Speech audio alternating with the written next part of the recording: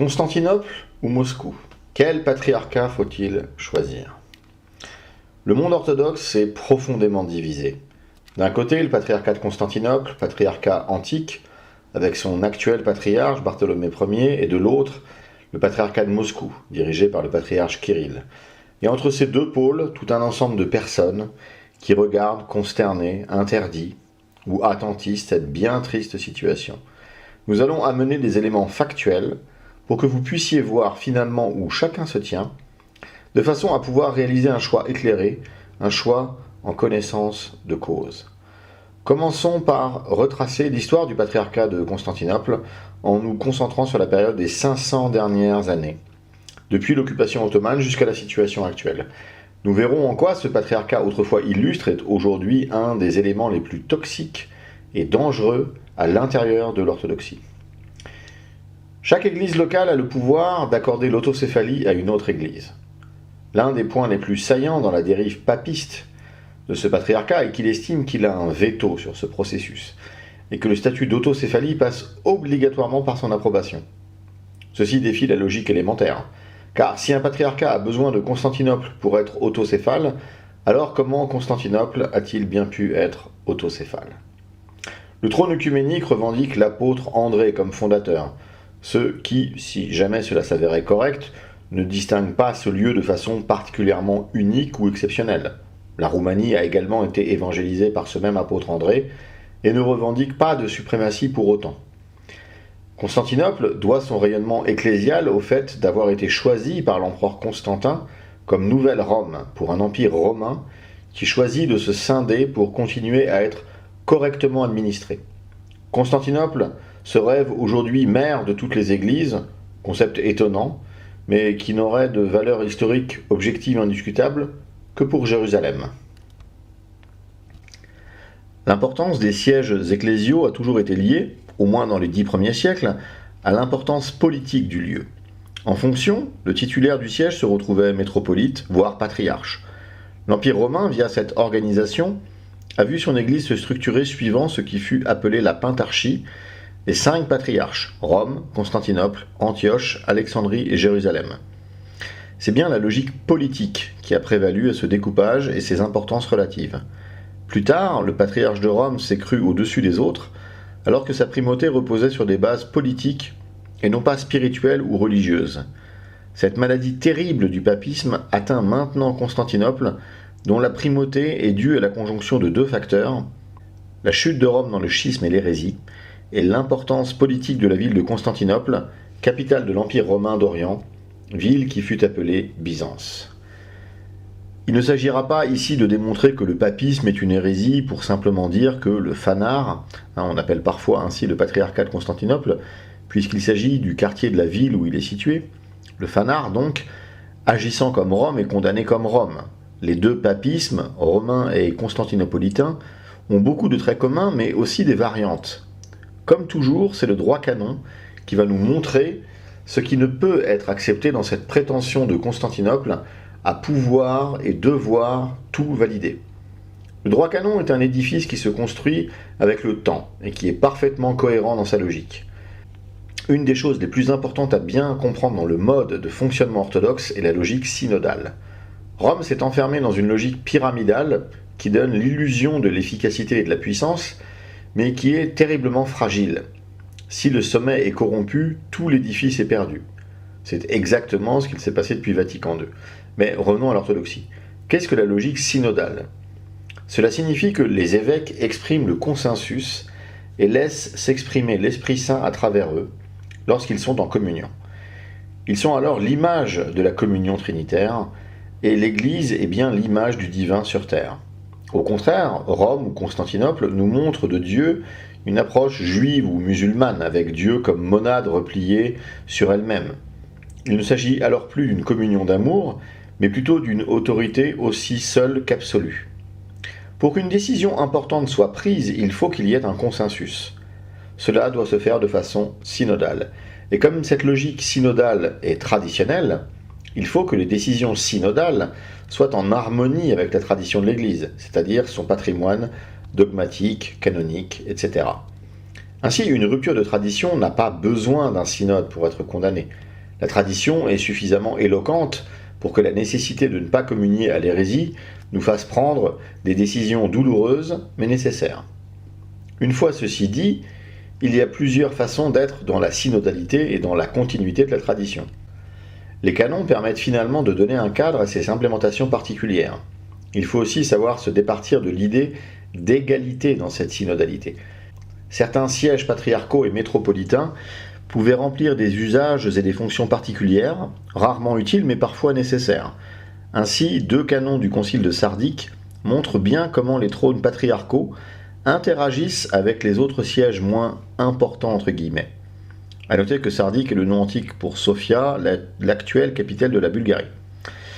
Ce concile s'y tint en 343 pour régler les conflits engendrés par le concile de Nicée de 325. Le canon 5 de Nicée gérait le cas des évêques excommuniés et il manquait le mécanisme d'une cour d'appel pour faire face à une éventuelle décision arbitraire. Par exemple, Athanase d'Alexandrie s'était retrouvé excommunié et avait dû en appeler à l'empereur pour plaider sa cause. Les canons 3 et 5 de Sardique permettent ainsi de déposer une sorte d'appel à une instance telle que le patriarche de Rome. Il ne faut pas y voir là une autorité juridictionnelle, mais un statut particulier et, soyons optimistes, une diaconie ecclésiale. Ce qui ressort de ces canons est que le pape, ou tout autre arbitre que l'histoire aura choisi de mettre en avant, ne peut pas intervenir de lui-même. Il doit être sollicité pour cela. Le pape ne peut pas rejuger seul l'affaire portée devant lui. Ce que peut faire le patriarche saisi en appel, faire examiner l'affaire par le concours d'un synode voisin du lieu du problème, en y envoyant le cas échéant des légats le représentant. Le grand canoniste Zonaras commande presque prophétiquement ces canons en expliquant que le patriarche de Constantinople ne pourrait donc pas intervenir en Égypte ou en Syrie sans y être invité. Le canon 28 du concile de Chalcédoine, 4e concile œcuménique, est un canon important pour la position de Constantinople et valide parfaitement la dynamique politique dans le choix des sièges patriarcaux et leur ordre d'importance. Suivant en tout les décrets des saints-pères et reconnaissant le canon lu récemment des 150 évêques aimés de Dieu, réunis dans la ville impériale de Constantinople, la nouvelle Rome, sous Théodose le Grand de pieuse mémoire, nous approuvons et prenons la même décision au sujet de la préséance de la très sainte Église de Constantinople, la nouvelle Rome. Les pères, en effet, ont accordé avec raison au siège de l'ancienne Rome la préséance parce que cette ville était la ville impériale. Mus par ce même motif, les 150 évêques aimés de Dieu ont accordé la même préséance au très saint siège de la nouvelle Rome, pensant que la ville honorée de la présence de l'empereur et du Sénat, et jouissant des mêmes privilèges civils que Rome, l'ancienne ville impériale, devait aussi avoir le même rang supérieur qu'elle dans les affaires d'église, tout en étant la seconde après elle. En sorte que les métropolitains des diocèses du Pont, de l'Asie proconsulaire et de la Thrace, et eux seuls, ainsi que les évêques des parties de ces diocèses occupés par les barbares, seront sacrés par le Saint-Siège de l'Église de Constantinople. Bien entendu, les métropolitains des diocèses mentionnés sacreront régulièrement avec les évêques de leur province les nouveaux évêques de chaque province selon les prescriptions des canons, tandis que, comme il vient d'être dit, les métropolitains de ces diocèses doivent être sacrés par l'évêque de Constantinople après élection concordante faite en la manière accoutumée et notifiée au siège de celui-ci. Constantinople a connu le pire. Nestorius, théoricien du nestorianisme, hérésie anathémisé lors du concile d'Éphèse en 431, et qui fut patriarche entre 428 et 431, et le meilleur, Saint Jean Chrysostome, qui fut patriarche de 398 à 404, et qui meurt en exil en 407. Restons concentrés sur le meilleur avant de nous retourner au pire actuel.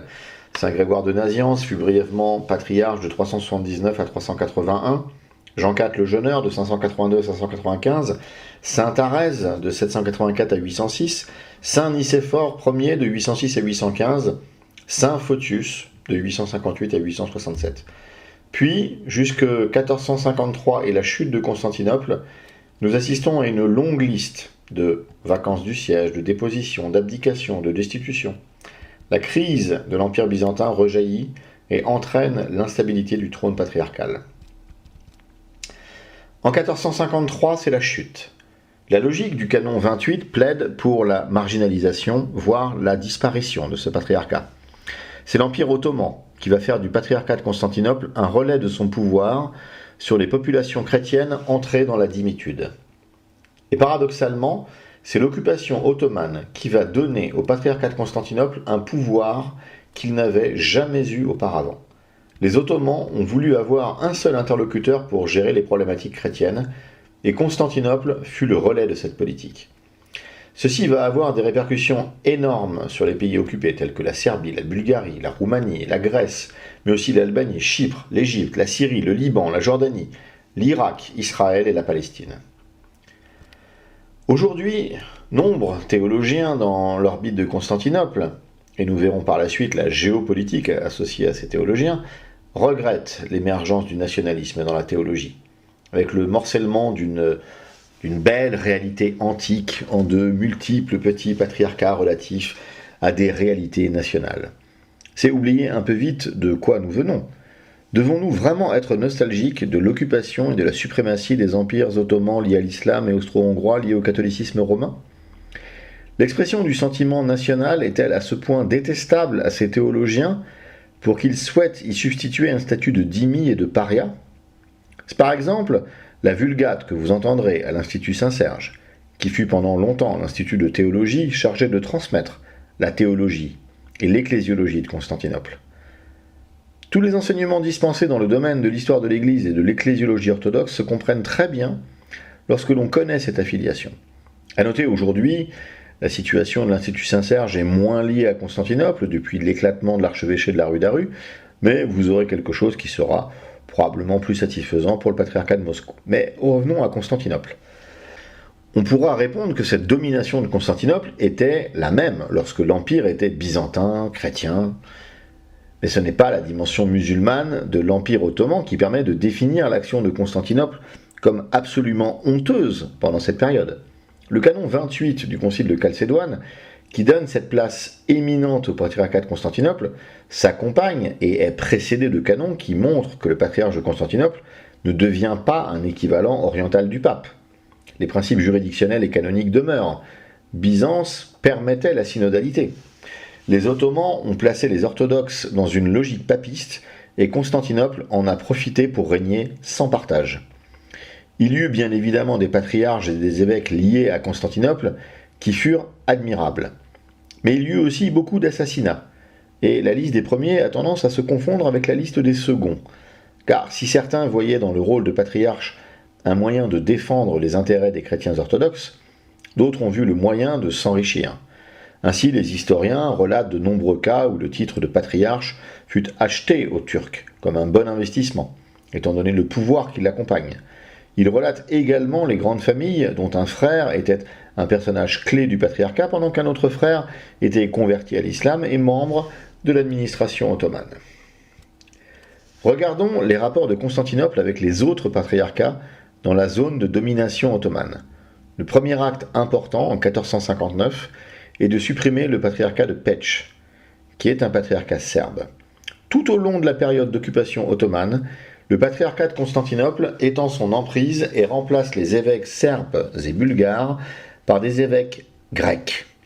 On a du mal à saisir la cohérence pastorale de ce phénomène, par contre on saisit très bien la dimension humaine et pécamineuse de ce phénomène. Le côté étonnant de ce papisme du fanard est qu'à cette époque-là, Rome avait bien moins de pouvoir en Occident que Constantinople n'en avait en Orient. Ainsi, les souverains français avaient leur mot à dire dans les nominations. Les exemples historiques, même avec des personnages comme Mazarin ou Richelieu, pourtant détenteurs de titres et responsabilités ecclésiastiques, sont éloquents. Ils ont fait passer les intérêts de la France avant toute chose. Tant que la monarchie faisait écran, Rome n'avait pas de pouvoir direct sur les structures chrétiennes en France. Rome avait donc moins de pouvoir en France que le fanard n'en avait en Bulgarie ou en Serbie. Pour saisir toute la duplicité de la théologie de Constantinople, il convient maintenant d'évoquer la problématique de l'ethnophilétisme. La Vulgate constantinopolitaine, telle qu'elle est enseignée à Saint-Serge, est la suivante. Les Bulgares ont voulu implanter en territoire grec une hiérarchie ecclésiale parallèle de langue bulgare pour répondre aux besoins pastoraux d'une minorité bulgare. Ainsi, il s'agissait du méchant nationalisme bulgare qui montrait les dents et qui devait s'effacer devant une logique différente, plus élevée, antique et admirable. Passons maintenant aux éléments factuels. Déjà, tous les patriarcats officiels en France aujourd'hui, et en Occident en général, coexistent au mépris du droit canon dans une logique purement ethnophilétiste. Les évêques officiels présents en France, ayant peut-être oublié les dernières paroles du Christ dans l'Évangile selon saint Matthieu, pensent être en France pour gérer les besoins pastoraux des immigrés de leur diaspora respective. Le plus drôle est que Constantinople a fonctionné exactement selon ce principe, gérant les communautés grecques en France dans un ethnophilétisme d'une pureté admirable. Faites ce que je dis, mais ne faites pas ce que je fais. Mais revenons aux Bulgares et à ce qui a conduit à la condamnation de leurs coupables pratiques. Le territoire où l'évêque grec est présent et qui est envahi par un méchant évêque bulgare piétinant l'éthos orthodoxe, c'est la Bulgarie. Eh oui, les Bulgares ont voulu, quelle audace inouïe, non pas dépendre d'évêques grecs célébrant en grec et étant les relais locaux d'une suprématie ottomane et musulmane, mais dépendre d'évêques bulgares célébrant en bulgare. Quelle terrible aspiration, quel néfaste rêve. Vraiment, nous étions dans les heures les plus sombres de l'orthodoxie. Ainsi, il faut bien comprendre que la condamnation de l'ethnophilétisme n'était pas pour Constantinople la défense d'un épiscopat unique que nous commande le canon 8 du concile de Nicée, mais bien la défense de son papisme, de son pouvoir, de sa suprématie locale. Dieu merci, les empires turcs et austro-hongrois ont perdu progressivement leur influence et leur puissance jusqu'à leur disparition dans la boucherie de la Première Guerre mondiale. Dans cette phase de déclin, divers mouvements de libération nationale, dont les églises locales furent toujours les accompagnatrices, aboutirent à des indépendances nationales. Grèce, Serbie, Bulgarie, Roumanie, etc. À chaque fois, cette libération de l'occupation impériale étrangère s'est accompagnée d'une autocéphalie de l'église locale, reconnue avec un décalage par Constantinople, qui ne pouvait qu'entériner la situation. On nous répondra que la condamnation de 1872 porte sur la présence bulgare dans la ville de Constantinople. En fait, dans des développements politiques et religieux entre quatre acteurs que sont le peuple bulgare, les fanariotes, les autorités turques et enfin les prélats bulgares, il a été échafaudé toute une savante machination byzantine pour parvenir à la condamnation des prélats bulgares sur un point de détail qu'ils n'avaient jamais formellement exigé. Mais ce qui a été réprimé est cette compréhensible attitude bulgare. Ils avaient brûlé les livres liturgiques grecs, chassé les prêtres et évêques grecs présents en Bulgarie. L'intelligence de Constantinople a été de faire passer le rappel évident de l'obéissance à des canons antiques sur la non-coexistence de plusieurs évêques dans un territoire canonique sous le vocable d'ethnophilétisme pour condamner le sentiment patriotique et l'envie d'indépendance du peuple bulgare. La condamnation et l'excommunication des Bulgares ne fut à l'époque validée par personne dans le monde orthodoxe. C'est une décision unilatérale de Constantinople.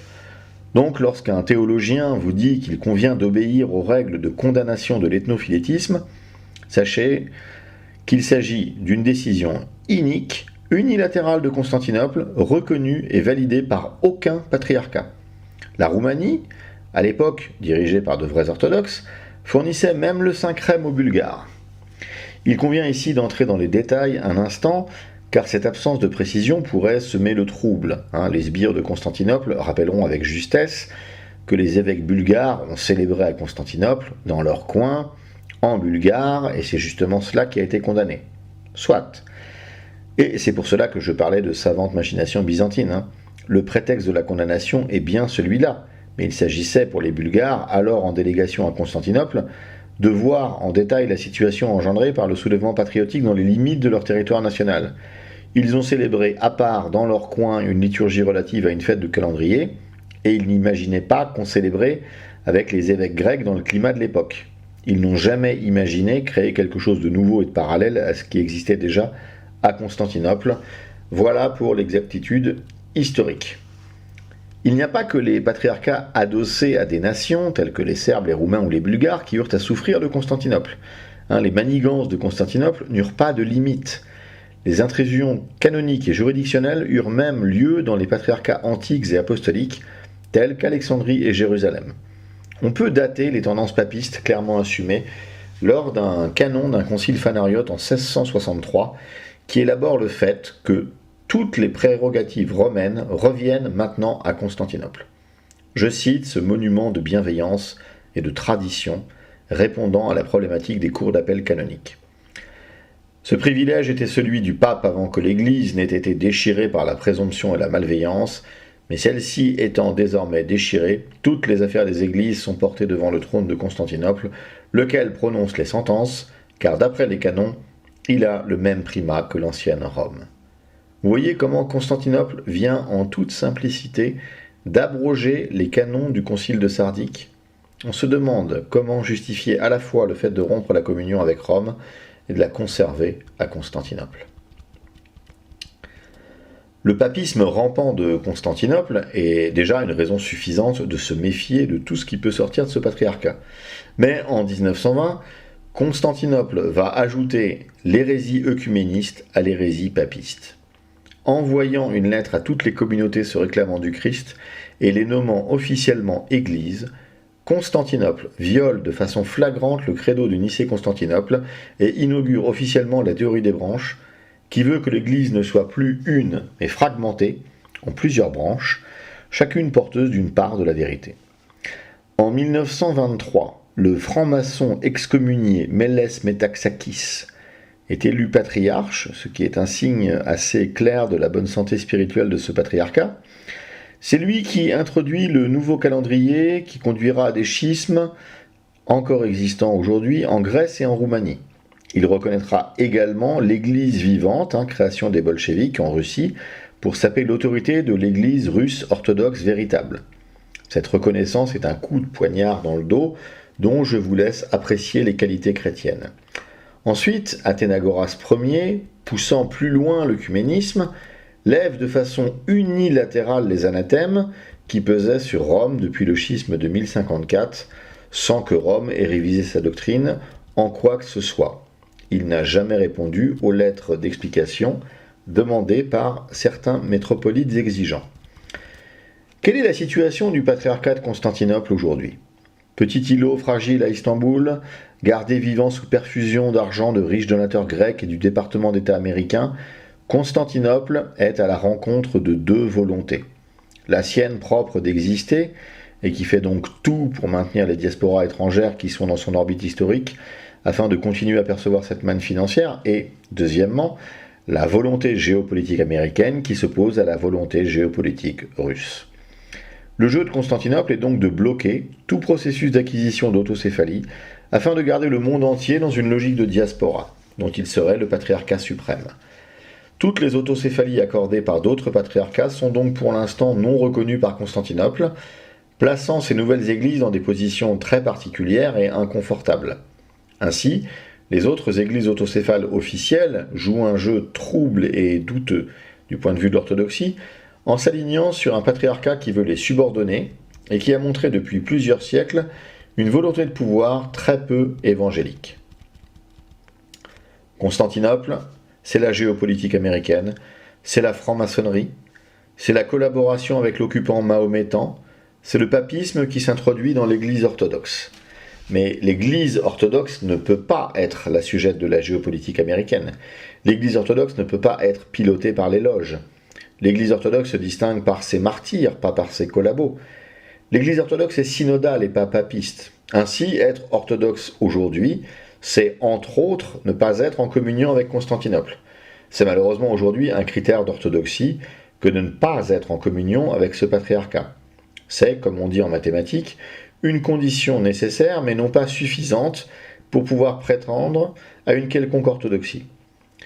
Face à tout ceci, qui est objectif et factuel, certaines personnes naïves pourraient alors voir dans le patriarcat de Moscou un pôle conservateur, traditionnel, sérieux dans son orthodoxie, arguant par exemple de la rupture de communion que Moscou a choisi d'acter après l'affaire ukrainienne.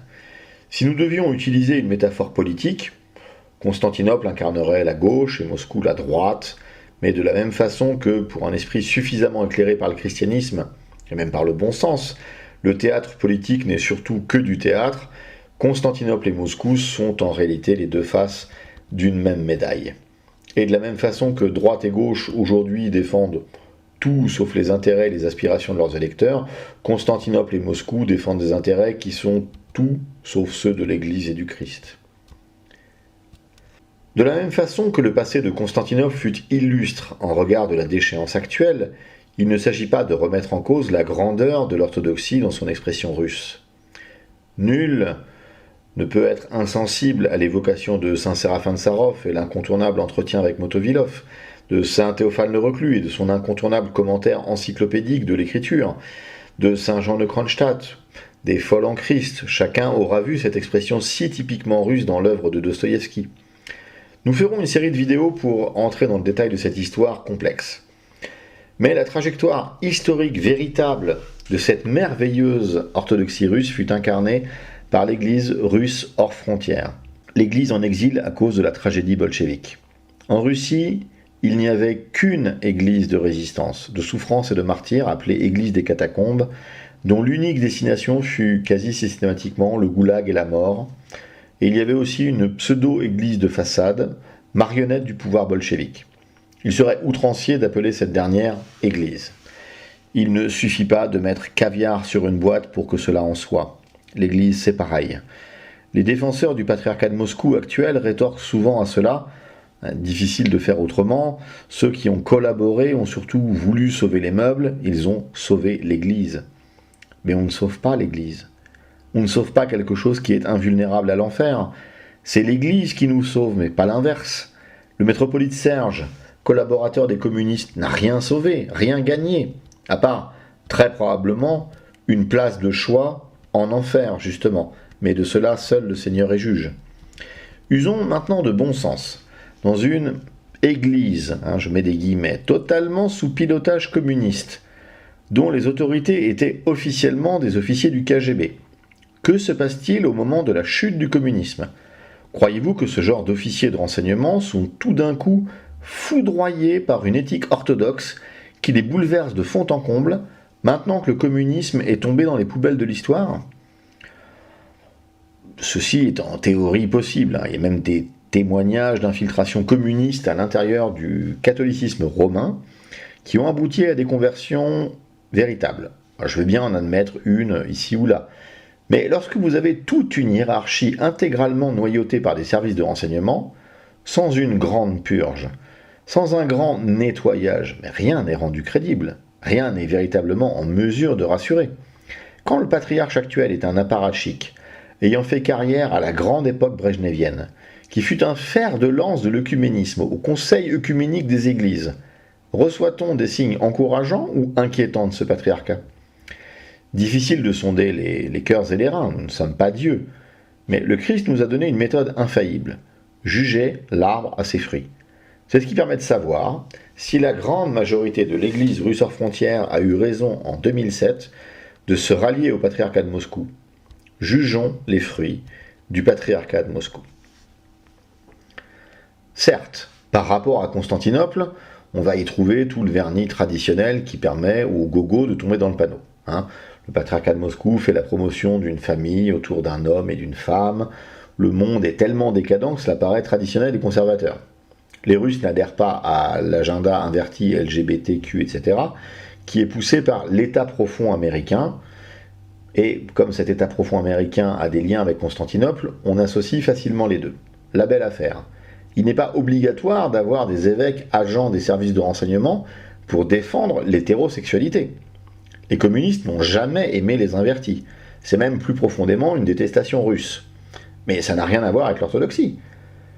Les fruits qui permettent de rejeter sans équivoque le patriarcat de Moscou sont au nombre de 2. Ses évêques et son œcuménisme. Il n'y a bien évidemment ici aucun jugement de valeur sur le peuple russe, ses paroisses et son clergé de terrain. Premier fruit, ses évêques. Il n'y a pas à chercher longtemps pour trouver pléthore de témoignages sur des évêques russes vivant de façon très peu évangélique. Voiture de luxe, maîtresse, grand train de vie, etc. Le statut d'évêque, échappant depuis bien longtemps à son cadre antique d'élection populaire par acclamation, est maintenant accaparé par une petite caste parasitaire qui s'auto-coopte. Les titres académiques ronflants ont remplacé la valeur spirituelle véritable. Ceci n'est d'ailleurs pas exclusivement russe, mais un phénomène très répandu dans l'orthodoxie officielle. Le poisson pourri par la tête, dit le proverbe. Le rapport au passé de ces évêques est très intéressant. Se revendiquant de la continuité du patriarcat de Moscou, made in Lénine et Staline, ils ne peuvent pas admettre que tout ce qui fut fait après le patriarche Tikhon, et jusque la chute du communisme, est bon à jeter à la poubelle. S'ils ne l'admettent pas, nul orthodoxe sérieux ne saurait accorder une quelconque autorité spirituelle à des gens de cet ordre. Pour finir sur ce premier point, il a des répercussions tout à fait détestables aujourd'hui, car la propagande de Moscou a réussi à faire passer pour saints des gens dont on ne sait s'il faut rire ou s'il faut pleurer lorsque l'on les désigne comme saints. Le plus marquant dans cette catégorie me semble être saint, entre guillemets, Luc de Crimée, ce médecin évêque que des Roumains imprudents ont même pris pour patron de leur association à vocation médicale. Ce saint a tout de même à son pédigré d'avoir rejoint l'Église vivante, première création bolchevique pour contrer l'Église véritable, et d'avoir, cela est relaté dans son hagiographie officielle réalisée par le patriarcat de Moscou, dénoncé un prêtre octogénaire de l'Église des catacombes aux autorités communistes, parce que ce prêtre ne reconnaissait pas son autorité épiscopale. Il sera fait archevêque en 1942 et canonisé en 2000, c'est-à-dire qu'il est fait archevêque par Staline et canonisé par tout l'appareil qui a été mis en place par les communistes. S'il est saint, le ciel est davantage rempli que ce qu'on pense. Luc de Crimée est un faux saint. Il a été fait saint par des gens qui n'ont pas de crédibilité en matière de sainteté, par des gens qui n'ont aucune autorité au ciel. Deuxième fruit, bien plus grave, l'œcuménisme. Alors on comprend tout à fait ce qui poussa les agents du KGB habillés en évêques et en patriarches à promouvoir l'œcuménisme. Quel formidable vecteur d'espionnage pour envoyer des agents de renseignement aux quatre coins du monde. Même si l'on laisse de côté la bien réelle volonté luciférienne de destruction de l'Église, il est bien évident que le simple fait de donner une opportunité à des agents de réaliser des missions d'espionnage en dehors des canaux diplomatiques classiques était inestimable. Recueillir les confessions des gens peut parfois s'avérer une source précieuse d'informations. Mais on voit ici que le monde, sa logique, ses contradictions et ses luttes ont un impact sur l'Église. Sur une Église qui justement n'est pas de ce monde, qui ne doit pas l'être. Ainsi, nous autres, qui n'accordons pas une once de crédit à ce patriarcat, ne vivons pas dans un décalage historique ridicule consistant à voir des agents du KGB partout. Nous constatons simplement que l'Église russe est l'instrument de l'État russe. Cette situation est d'autant plus complexe que le dirigeant russe actuel est plutôt sympathique à beaucoup. Il tente de mettre en place un monde multipolaire et tient la tête haute à l'État profond américain. Dirigé par lui, selon nombre d'orthodoxes, la France irait beaucoup mieux que l'État lamentable qui est le sien aujourd'hui. Il y a ici une confusion des genres. Il ne faut jamais oublier que Dieu est le premier servi. L'orthodoxie n'est pas la coloration spirituelle d'un donné géopolitique. Tant que Moscou ne fera pas le ménage dans ses évêques, ne regardera pas son passé de façon honnête, pénitentielle, et ne cessera pas l'œcuménisme, Moscou ne vaudra pas mieux que Constantinople. Ce qui est bien avec Constantinople, c'est qu'à moins d'être totalement stupide ou possédé, on voit que c'est n'importe quoi. Concile de Crète en 2016, les patriarches francs-maçons, le nouveau calendrier, la situation en Ukraine, bon, la dérive est complète. Moscou, finalement, c'est plus pervers. On peut se la jouer tradie à Moscou et blouser les débutants. On peut même se mentir à soi-même, s'illusionner dans les combats de l'intérieur, croire pouvoir faire pression sur les évêques. À partir du moment où vous reconnaissez quelqu'un comme évêque, c'est déjà fini. Vous vous êtes fait avoir s'il n'est pas orthodoxe. Du temps de la guerre froide, l'Occident avait la vérité sur le monde soviétique, et le monde soviétique avait la vérité sur le monde occidental. Chacun avait la vérité sur l'autre. Il y avait des mensonges, des outrances, des manipulations, de la propagande, mais chacun avait la vérité sur l'autre, s'il voulait se donner la peine de la découvrir. Aujourd'hui, c'est pareil avec ces deux patriarcats. Des gens dans l'orbite de Constantinople, aussi bien que nous autres, zélotes anciens calendaristes, nous avons tous les documents, toutes les preuves concernant Moscou. Les gens pro-Moscou n'ont pas cette exigence de vérité parce qu'ils confondent le message et le messager. Et de même, tous les documents qui montrent les collusions entre Constantinople et le département d'État américain, la maçonnerie, sont détenus soit par les pro-Moscou, soit par nous, les vilains zélotes anciens calendaristes. Les gens pro-Constantinople de la même façon, n'ont pas non plus cette exigence de vérité, car ils confondent le message et le messager. Les uns et les autres défendent des chimères qui ne sont que poussière et vanité devant le trône divin. Cette vidéo se veut un appel pressant à tous ceux qui se croient orthodoxes et qui communient avec des faux évêques. Constantinople, c'est Washington et ses intérêts. C'est les loges, c'est le modernisme et l'œcuménisme. Le patriarcat de Moscou, c'est le Kremlin et ses intérêts. C'est les services de renseignement. Et c'est aussi l'œcuménisme. On ne choisit pas entre la peste et le choléra. Le patriarcat de Constantinople n'est plus, la messe est dite. Mais l'église russe existe toujours. En France, par exemple. Elle est au monastère de Lesna. Et dans certaines petites paroisses qui gardent la doctrine jalousement, dignement, sans la corrompre. Le Christ a dit que la vérité rendait libre. Si vous êtes au patriarcat de Moscou, l'exercice de cette liberté, c'est de partir et de rejoindre l'église russe véritable, celle qui n'a pas accepté d'aller à la soupe en 2007. Bienvenue dans les catacombes.